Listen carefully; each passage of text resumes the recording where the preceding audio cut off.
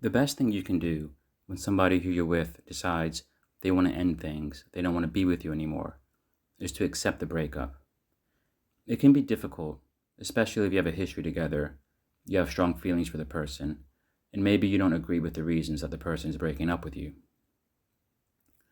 But the bottom line is, if someone's lost interest, if someone no longer has enough attraction to want to continue a relationship with you, any form of resistance, any argument or discussion around trying to swing things back in your favor will most likely just push that person away further.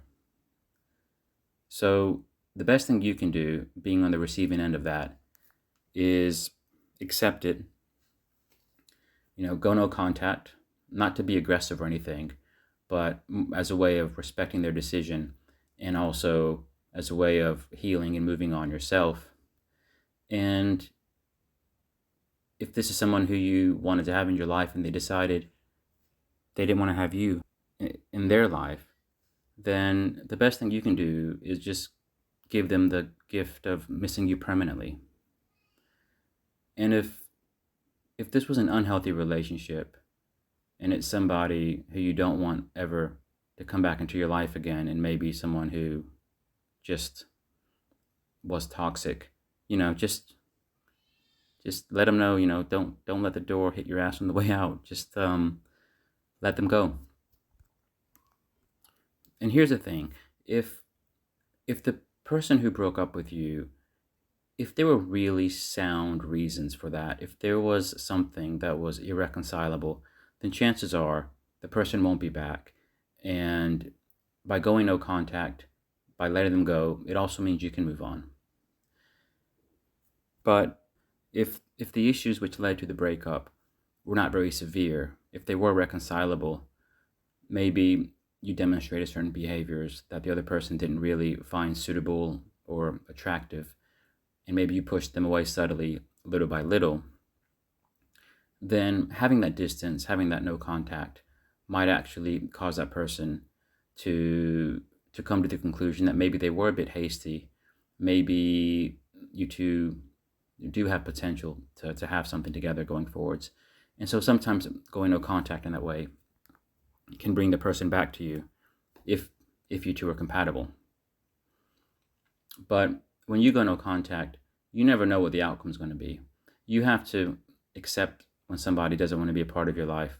You have to accept that you're giving them the gift of missing you forever. And you will never reach out to them again. You will never instigate any contact with them again. And you will move on with your life.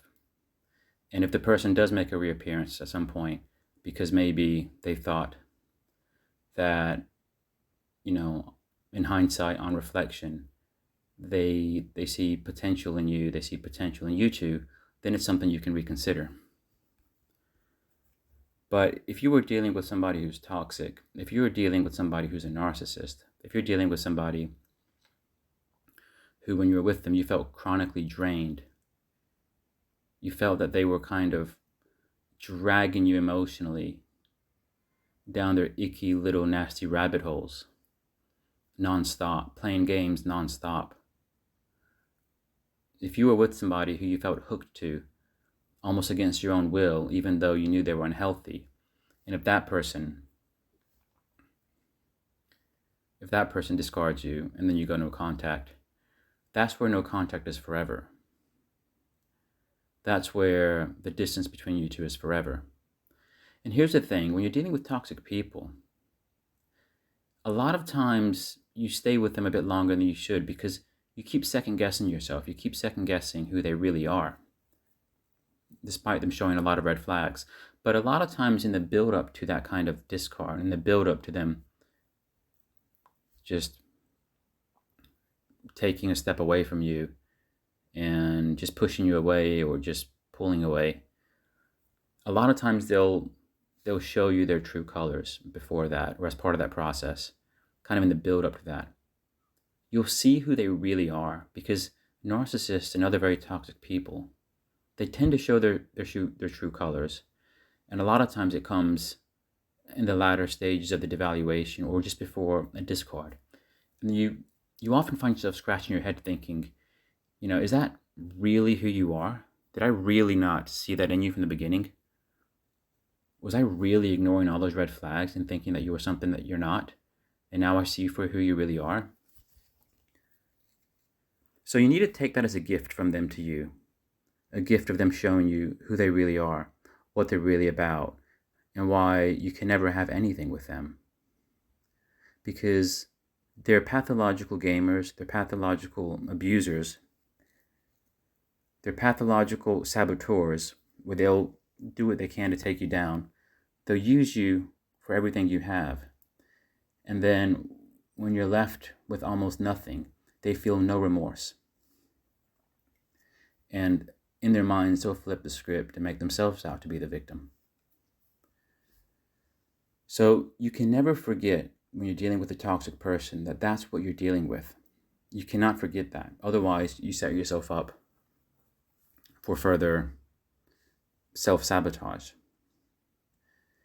And, like I was saying, sometimes if you were with somebody who was not very toxic, and over time with the distance, they kind of regained fond memories of you and they started to become attracted to you again. Toxic people, they can follow somewhat of a similar process when they have time and space away from you. Because when a narcissist, when a toxic person discards you, they feel very empowered because they ended it on their watch and they felt like they were the ones who were in the high ground because they made a decision that affected both of you. That's a very empowering place to be. But that empowering place only lasts for a relatively short period of time, after which, when they realize they don't have any more access to you, when they realize they don't have any more access to your energy, when they realize they don't have any more access to your goodwill, your nurturing character, your time, anything, then they feel that they're in this area of lacking, and they feel that they need somehow to bring you back into their life because all those things supplied them.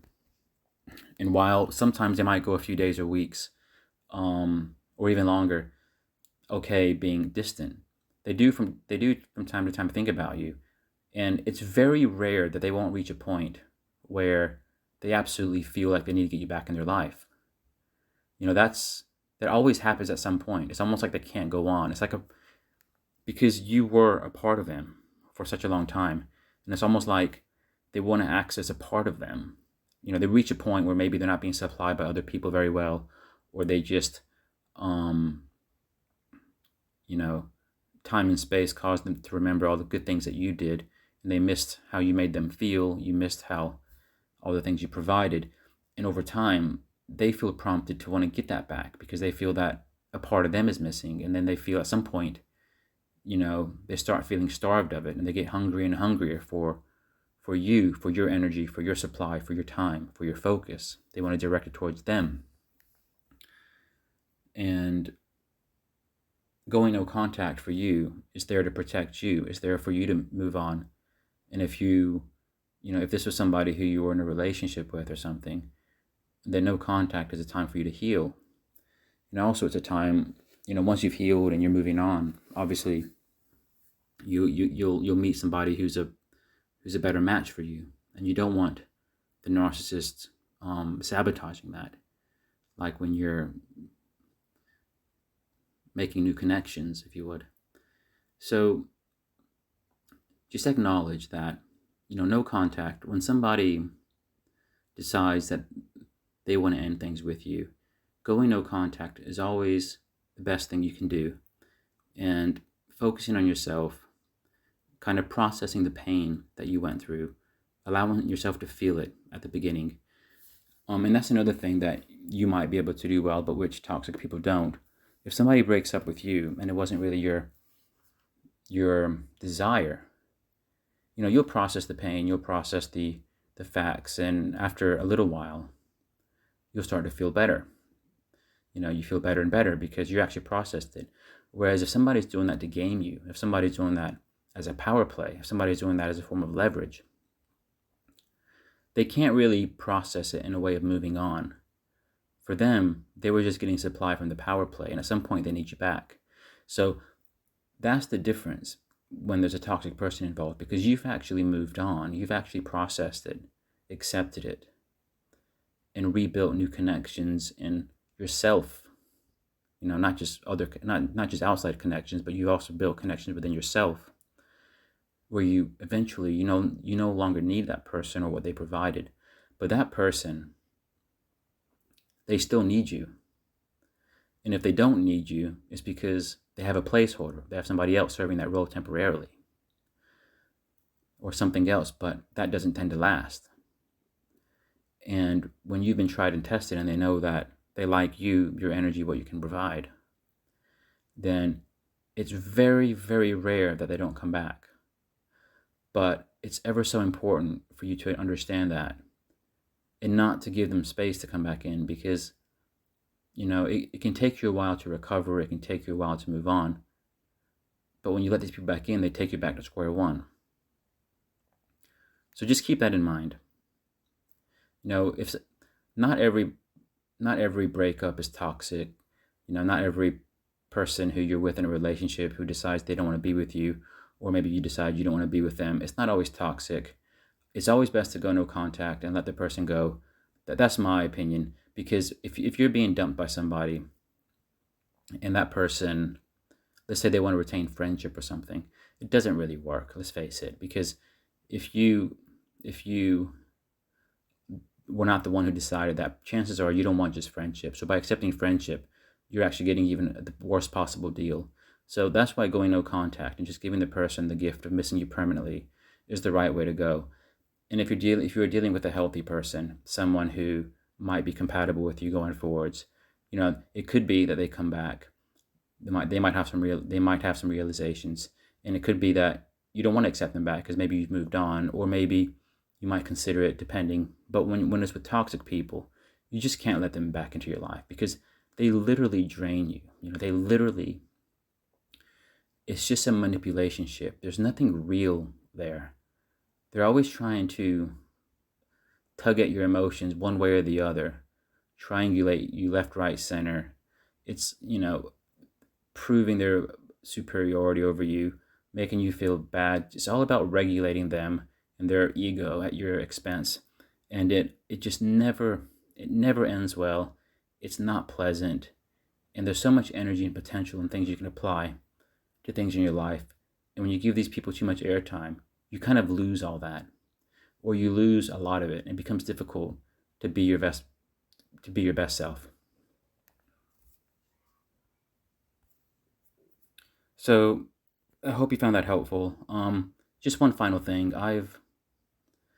If anyone ever has any issue, any things you want to discuss or have a coaching session, drop me a message on Instagram.